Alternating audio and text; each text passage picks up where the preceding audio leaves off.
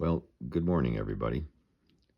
Today's video is going to be actually a problem out of the book, just because it's been my experience that students struggle a bit with this idea of binomial CDF and PDF and when to use which. And if it was a fully face-to-face class, we'd be doing this problem in class. But we're going to go ahead and just read it through. So, a study conducted by the Pew Research Center reported that 58% of customers use their phones inside the store for guidance on purchasing decisions. A sample of 15 customers is studied. Okay. So, our N is 15, and our proportion is 0.58 after we take the percentages off. And that is our proportion of success, which again is a little weird, but it's what we're focused on, so we call it our success. And we're going to answer these 4 questions. What is the probability that 6 or more of them use their phones for guidance on purchasing decisions? What is the probability that fewer than 10 of them use their phones for guidance on purchasing decisions? What is the probability that exactly 8 of them use their phones for guidance on purchasing decisions? And would it be unusual if more than 12 of them had used their phones for guidance on purchasing decisions? Okay, so we're going to tackle A, and it's asking for 6 or more of them. So I'm going to move the camera on you. First, I'm going to say, hi, Gracie. All right. Grace. She's being a bum. Okay. She's not usually that calm. And we're going to walk through how to do thought-wise, and then we're going to show you on the calculator as well how to get there. My apologies for the movement of the camera. All right. So we're asking for the probability of 6 or more. So that is the same as saying the probability that our x, our random variable x, and remember these are discrete, so it's 6, it's 7, it's 8, it's 9, it's 10. It's not 10.5 kind of thing. So the probability that our x is greater than or equal to 6. Now just a real quick reminder, n's 15, our p is 0.58. So the probability that our x is greater than or equal to 6 is the probability of 6 plus the probability of 7 plus the probability of 8 plus the probability of 9 plus the probability of 10 plus the probability of 11, 12, 13, 14, and 15. Well, we can get this using our calculator if we say and use the complement. Now the complement would work this way. The complement is 1 minus the probability of 0 plus the probability of 1, probability of 2, 3, 4, and 5. All right. Well, to get this portion, notice I do not have the 1 minus, and when I said this portion, I'm saying binomial CDF, and 15 is the number of trials. 58.58 is our P, and then our X that we're concerned with is 5, but it's CDF, binomial CDF, because it counts up from 0. Now let's walk through that on the handy-dandy graphing calculator. So the first thing I'm going to do, clear off my screen, get rid of everything so it's clear and you can see it. So I'm going to do 1 minus, and then I'm going to hit the second key. Oops, that's not the second key. I got to leave that. So 1 minus, I've got to hit the second key, and then I'm going to go to vars, and I'm going to go to binomial. Oh, I did it again. I hit another button, so second quit. So 1 minus the second key, the vars key, and I'm going to go to binomial CDF. So I'm looking at letter B. I'm going to hit enter on that. Now, some of your calculators will present this, and if it does, you just for trials will put 15 because that's your sample size. Put 0.58 in for your P, and the X value that we talked about, I forgot, is 5. So our X value is 5 there. and then we go ahead and hit paste. And if I actually scroll back through using the arrow pad, you can see I still have the 1 minus there.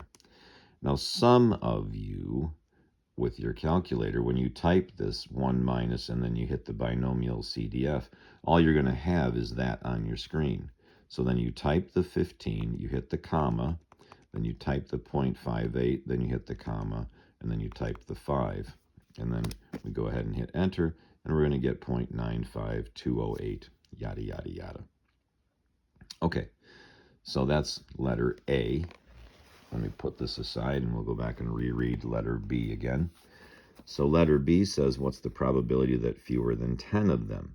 Okay, so we're going to travel over here. Sorry again for moving the camera on you. So the probability that fewer than 10.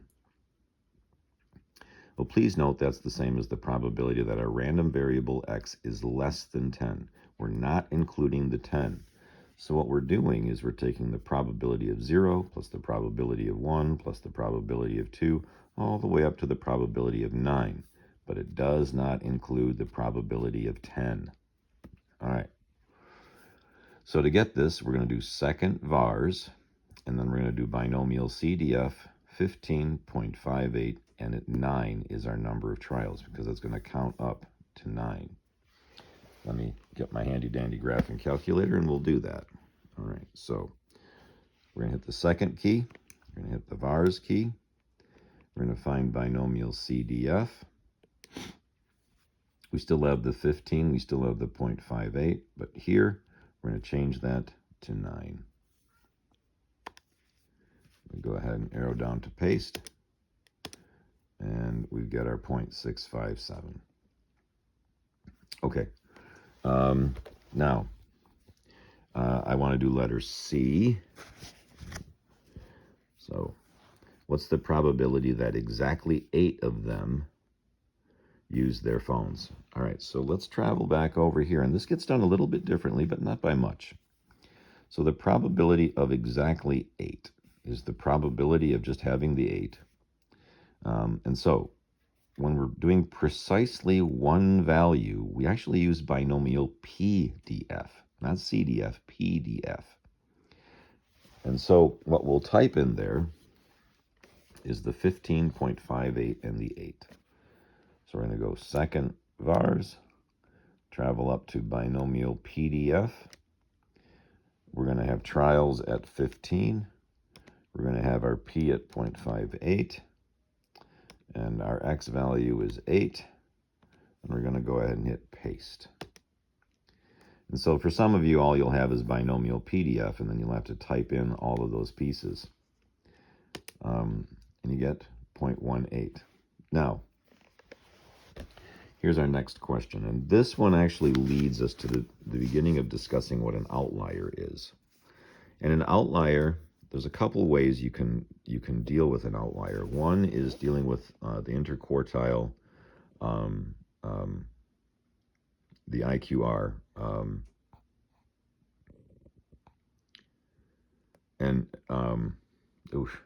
can't think what the R is right now, but it's the distance between Q1 and Q3, and you use that IQR and you multiply it by range, interquartile range. There we go. And you use that interquartile range to figure out when something's an outlier. That's one way.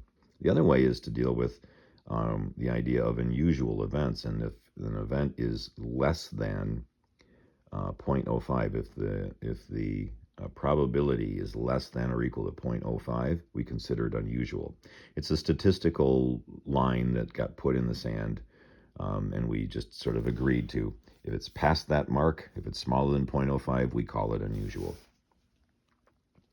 All right, so would it be unusual if more than 12 of them had used the phones for guidance on purchasing decisions? All right, so let's write this out. So we are trying to find the probability of more than 12. Now, more than does not include 12. It would have to be at least 12 in order for it to be inclusive of the 12. So this is really the probability of 13 plus the probability of 14 plus the probability of 15. Okay, now to get that on our calculator, we're going to do 1 minus binomial CDF.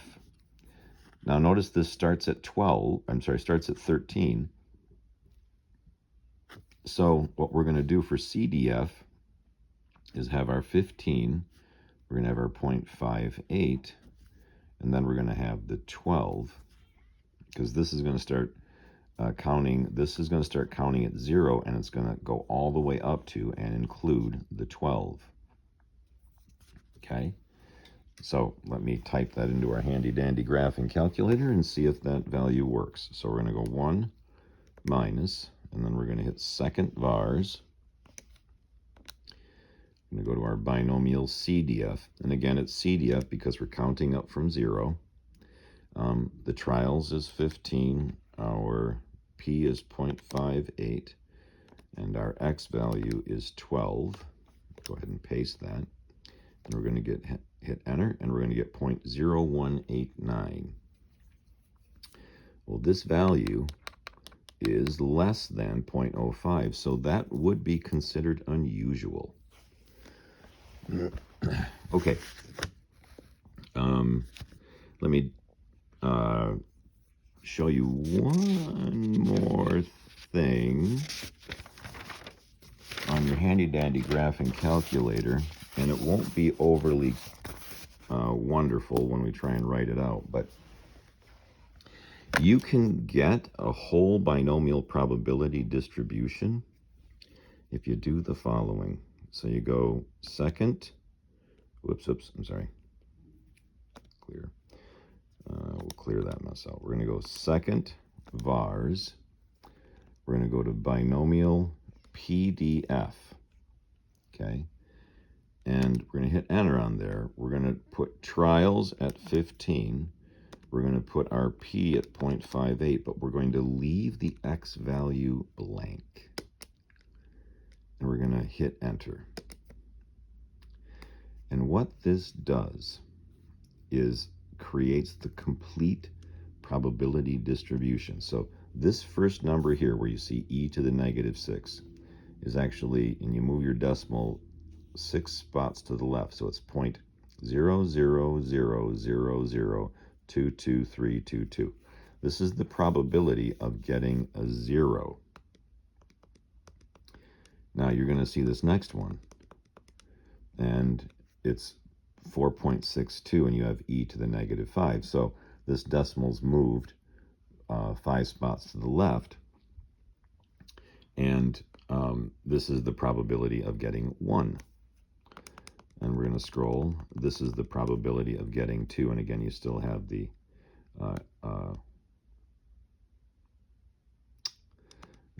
scientific notation going on. And then you're all of a sudden up to 0.002. So this is the probability of 4. Here's the probability of 5. Here's your probability of 6. Here's your probability of 7. Here's your 8, and so forth. So you just scroll across. So you can generate the complete probability distribution. And what you'll notice as you scroll is that you're going to have a value that's at its highest somewhere around, now I'm going to notice this is our 0.2 right here. When you're dealing with a binomial probability distribution, the mean has a special formula. It's NP, and your variance has a special formula. It's N times P times Q, and then your standard deviation has a special formula. It's the square root of NPQ. So our N is 15, and our P is 0.58. So what we do is we take these two and multiply them to get our mean. So we're going to take 15, and we're going to multiply that by 0.58, and we are going to get 8.7. So our mu, 15 times 0.58 is 8.7. So the peak of our distribution should be around 8.7. Now notice our variance is hidden inside our standard deviation. So our standard deviation is going to be the square root of 15 multiplied by 0.58 multiplied by that's 42, isn't it? Okay, let me punch that one into our calculator as well. So second vars, second, I need the square root. There it is. So second square root, 15 times 0.58 times 0.42. Now remember that there's that relationship, P and Q add to 1. So how I got the 0.42 is 1 minus 0.58. All right, so my standard deviation is 1.9, and again, it's an approximate, so we put that little squiggle there. So it's approximately 1.9. Now, if we go back to our probability distribution, and remember we said our mean is 8.7. Watch this. We're going to go second vars, and we're going to Binomialcdf, and we have still the 15, the 0.58, but we leave our x value blank. I go to paste. So if you typed it in, you'd go Binomialcdf 15, 0.58. The high point on our distribution, that's 0. Here's 1. Here's 2. Here's 3. Here's 4. Here's 5. Here's 6. Here's 7. We're up to 0.13. Here's 8. Here's 9. But remember, 0.87. So it's going to be highest somewhere in this vicinity. And we're going to start working our way back down again. And what happens is you get if you graphed it, you would have a relative frequency histogram based on these values. All right, I hope that helps.